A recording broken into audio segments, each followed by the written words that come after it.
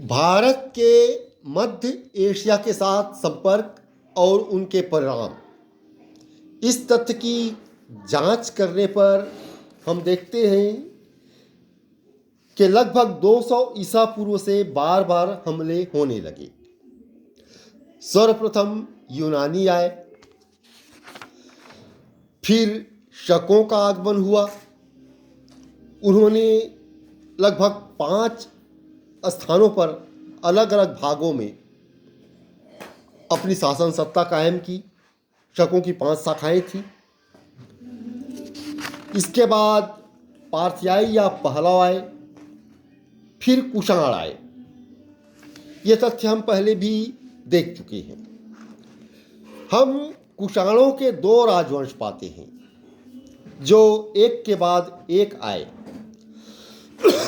पहले राजवंश की स्थापना कपटिस नामक सरदारों के एक घराने ने की।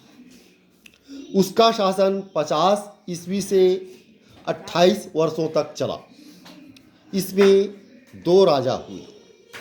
पहला कपटिस प्रथम, जिसने हिंदू कुश के दक्षिण में सिक्के चलाए। उसने रोमन सिक्कों की नकल करके तांबे के सिक्के ढलवाए। दूसरा राजा हुआ कपटिस द्वितीय। उसने बड़ी संख्या में स्वर्ण मुद्राएं जारी की और अपना राज्य सिंधु नदी के पूरब में फैलाया।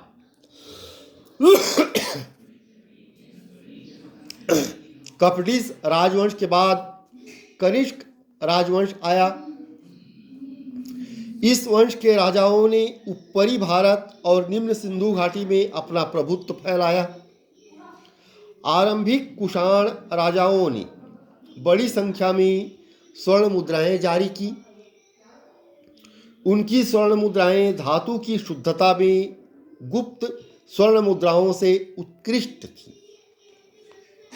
उनकी स्वर्ण मुद्राएं तो मुख्यतः सिंधु के पश्चिम में ही पाई गई हैं, पर उनके अभिलेख न केवल पश्चिमोत्तर भारत और सिंधु में ही बल्कि मथुरा, श्रावस्ती, कौशाम्बी और वाराणसी तक बिखरे मिले हैं।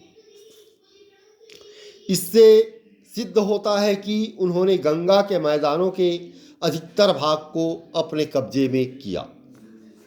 मथुरा में जो कुषाणों के सिक्के, अभिलेख, संरचनाएं और मूर्तियां मिली हैं, उनसे प्रकट होता है कि मथुरा भारत में कुषाणों की द्वितीय राजधानी थी।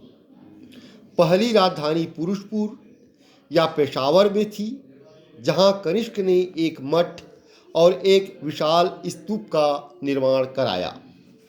इस स्तूप को देखकर विदेशी यात्री चकित रह जाते हैं। कनिष्क सर्वाधिक विख्यात कुषाण शासक था। यद्यपि लगता है कि उसे भारत की सीमाओं के बाहर चीनियों से हार खानी पड़ी, लेकिन इतिहास में 2 कारणों से उसका नाम है। पहला, उसने 78 ईस्वी में एक संवत चलाया जो शक संवत कहलाता है और भारत सरकार द्वारा प्रयोग में लाया जाता है। दूसरा, उसने बौद्ध धर्म का मुक्त हृदय से संपोषण संरक्षण किया। उसने कश्मीर में बौद्धों का एक सम्मेलन आयोजित किया, जिसमें बौद्ध धर्म के महायान संप्रदाय को अंतिम रूप दिया गया। कनिष्क कला और संस्कृत साहित्य का भी महान संरक्षक था। कनिष्क के उत्तराधिकारी लोग पश्चिमोत्तर भारत पर लगभग 230 ईस्वी तक राज्य करते रहे और उनमें कुछ ने तो शुद्ध भारतीय नाम धारण कर लिए, जैसे वासुदेव। ईरान में उठ खड़ी हुई सासानी शक्ति ने ईसा की 3री सदी के मध्य में अफगानिस्तान और सिंधु के पश्चिम के क्षेत्र कुषाण साम्राज्य से छीनकर अपने कब्जे में कर लिए। पर भारत में कुषाणों के रजवाड़े लगभग 100 वर्षों तक बने रहे। लगता है कि कुषाणों का अधिकार काबुल घाटी, कपिशा, बैक्ट्रिया, ख्वारिज्म और सोग्दियाना अर्थात बुखारा और समरकंद में ईसा की 3री-4थी सदी में भी कायम रहा। इन क्षेत्रों में अनेक कुषाण मुद्राएं, अभिलेख और मृण मूर्तिकाएं पाई गई हैं। खासकर ख्वारिज्म के टोपरक काला नामक स्थान में एक विशाल कुषाण प्रासाद खुदाई में निकला है जो 3री-4थी सदियों का है। इसमें एक प्रशासनिक अभिलेखागार था जहां आरामाइक लिपि और ख्वारिज्मी भाषा में लिखे पुरालेख और दस्तावेज रखे हुए थे।